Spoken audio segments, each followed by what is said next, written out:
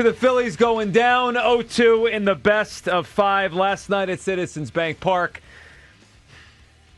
That sucked. I mean, I don't want to tell you. That sucked last night in every single way.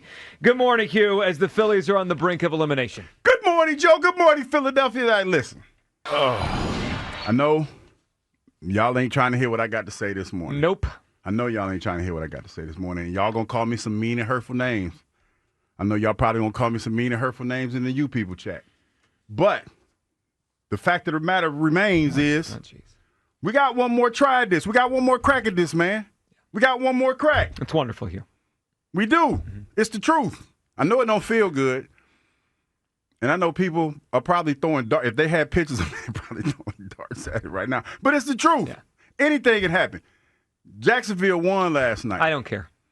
I just want to say, I don't care. I called like Kansas City. I don't care. Hugh. I don't give a shit. Listen, that optimism. Yeah, that optimism. I might need it tomorrow. Today, I know it feels bad, man. We got one more crack at this, though. Yeah, we got one more crack at this. I got to pick apart what the hell happened last night. Welcome in. Yeah.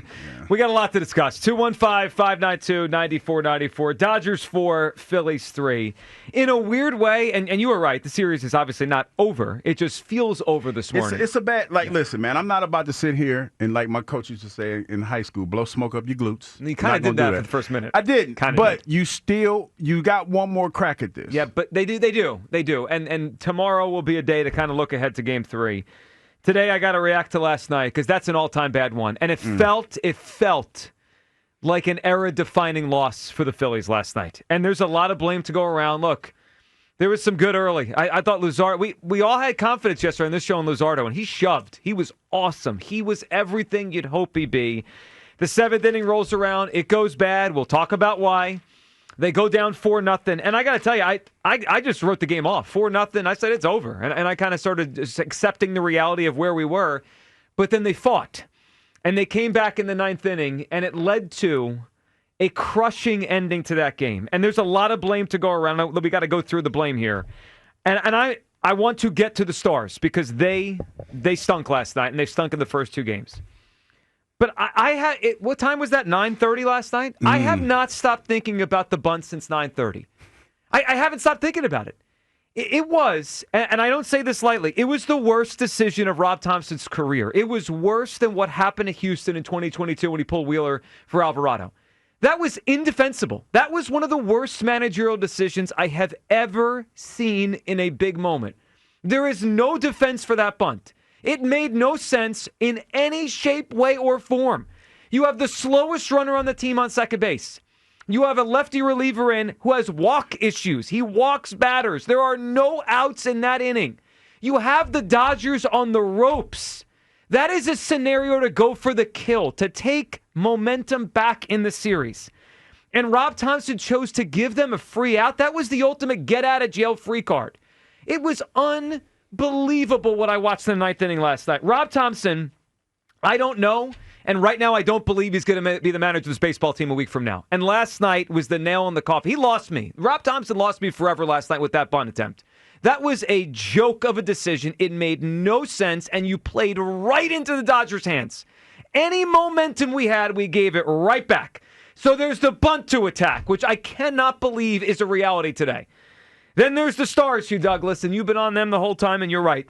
They are 2 for 21 in this series, and everyone knows who I mean by the Stars. Turner, Harper, and Schwarber. 2 for 21 with 11 strikeouts and 0 extra base hits.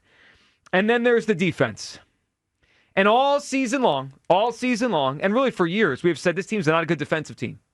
And we're like, maybe it won't matter. It always matters. It always matters. You have Nick Castellanos who's in right field, cannot move. He's got lead in his shoes.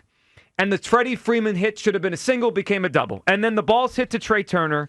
And I have watched that play like 40 times since last night. Trey Turner has to make a better throw there. He has to. And it was like such a huge difference to me. Then in the 9th inning, Mookie Betts, who just learned how to play shortstop in the last year, called for the wheel play, and they executed it. Their shortstop called for the wheel play and executed. Our shortstop couldn't throw Teoscar Hernandez out with the ball in his hands, and Teoscar was 40 feet from home plate. Terrible defense by Turner. Terrible managing by Topper. And the Stars have been just completely invisible. Hugh, your reaction as the Phillies are down 0-2. You know, it's funny. I think Al said something about the shortstop play. Yeah. In the middle of the field play. Yeah, theirs is better. And he was talking about that's going to be the key to this game. Shout out to Al Morgani, because when you said that, it triggered something that I remembered. Stars got a hit, Joe.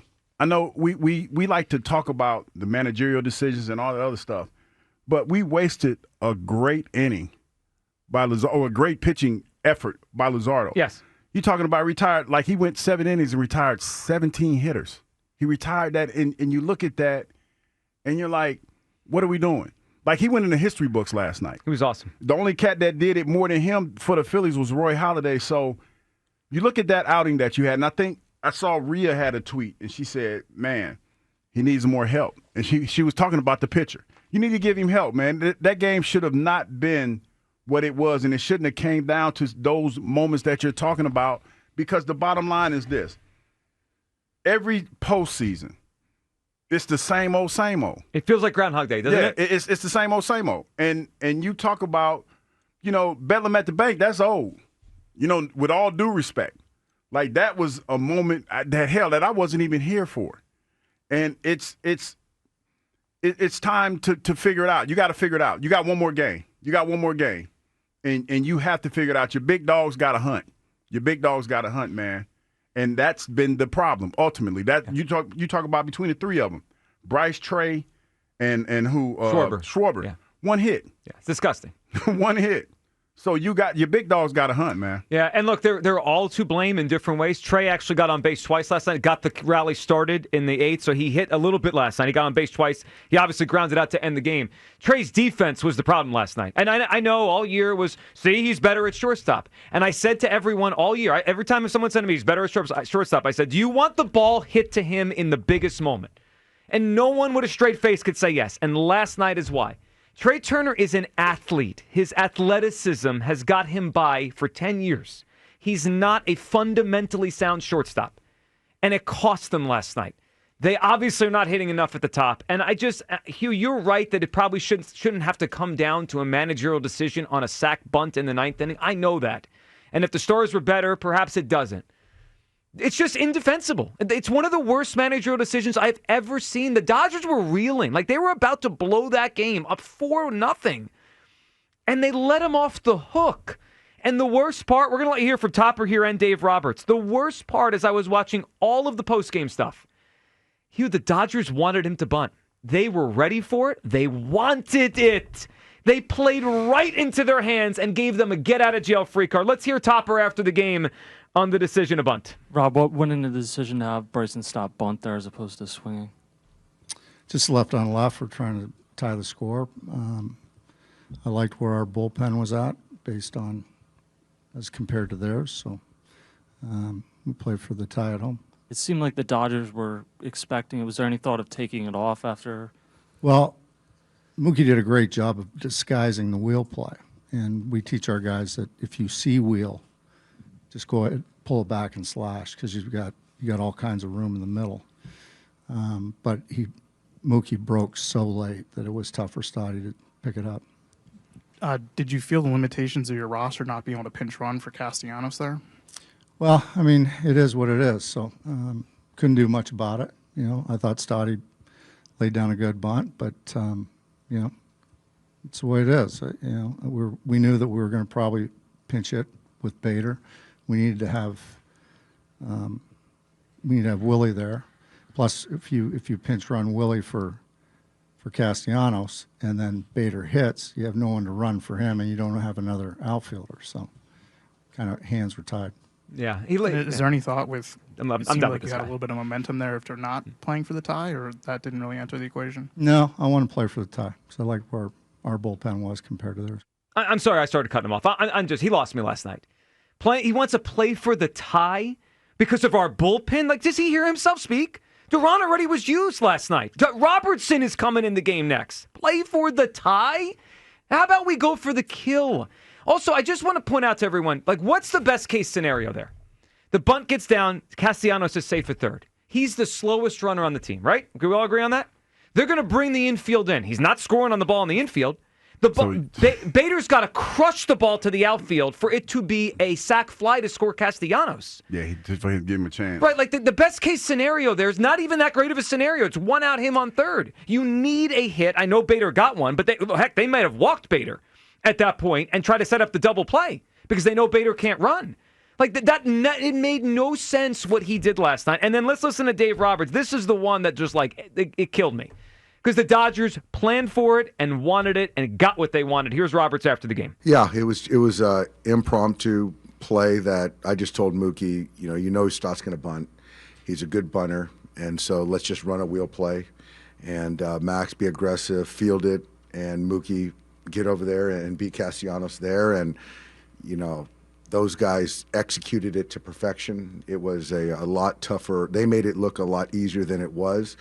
And for me, that was our only chance really to win that game in that moment. That's the line. That line crushed me. Made it a lot tougher. Well, no. He said that was our only chance to win the game. And the Phillies gave it to them.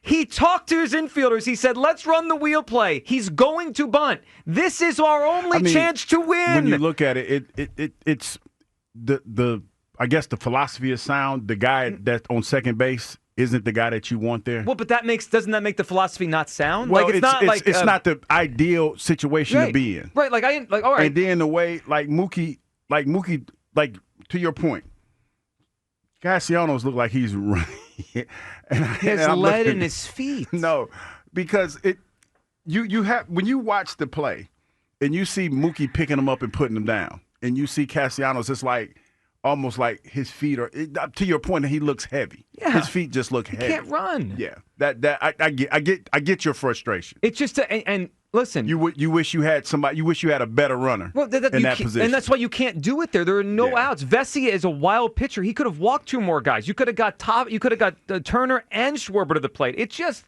they let them off the hook last night. They almost came back, almost got this thing 1-1, and now we're in big trouble. But then you got to look at Castellanos. If you know you're not that fast, and they were side to side, they were side by side. Him and Betts. You got to take a little bit more of a lead on that one. Well, especially when Betts starts going to third, no one's covering second. Yeah, so you got to go. Right, you got to go. If Stott doesn't bunt or he takes the pitch, you could just walk back to second without a problem. The whole thing was a disaster, and Topper lost me last night. I can't take him seriously in a big moment. 215-592-9494. I'm done. I'm done with the manager. Kyle, where are you at this morning as the frustration is mounting for all of us? I'm done with all of them. Yeah. Nobody should be let off the hook today. Agreed. Besides Christopher Sanchez, Jesus Luzardo. Those are the only two people who showed up for the Phillies in this series.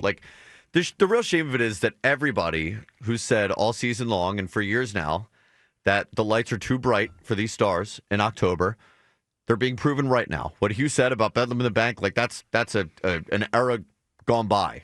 This team is now defined by how poorly they perform in October as opposed to rising to the moment. So for all the people who said that the bats are just going to go cold in October, they were right. For all the people who said that Rob Thompson is going to cost you a game by his managerial decisions, they were right. For all the people who said that Trey Turner, his defense, is going to cost you a game in the postseason in a critical moment, they were right. Everybody who had anything negative to say about this team, they're just being proven right. It's truly a shame because now they've completely, I think, squeezed every last bit of trust out of any fan in the city. Yep. For them. Because we had this up and down season where the team made you believers again. Maybe this time will be different. I can't ever picture anybody thinking that about this core of losers again. I know the season's not over. It might as well be. They might as well not even go down to L.A. to play that third game because this team's cooked. You got to, though. No, you got to. Well, contractually, baseball's going to make them play the game tomorrow. So you got one more, man. You got one more to try to make it right. It's almost not even worth the embarrassment. It feels like a death march. It feels like they're walking in for a death march. You can still come back. You can come back. I mean, it's not feasible. It's not highly likely, but you got to try, man. You got to try. I mean, you can't give up. You can't give up. I mean, you can't. I can. We're dead inside. We can. I'm not. Well, I feel dead inside this morning. 215. I might not watch the game. It's at 9 o'clock. 592-9494. Let's go to the phone lines here. Your reaction. Look, Kyle is totally right. No one is spared blame today. No one. Who are you the most frustrated with? I mean, the frustrations are flowing on every single level. I mean, the Stars sucked. The defense stinks. The bullpen, not good enough. The manager, the moment gets to him too often. He's just not a big game manager. I'm done. I can't do it with the manager anymore. That was cowardly. Cowardly.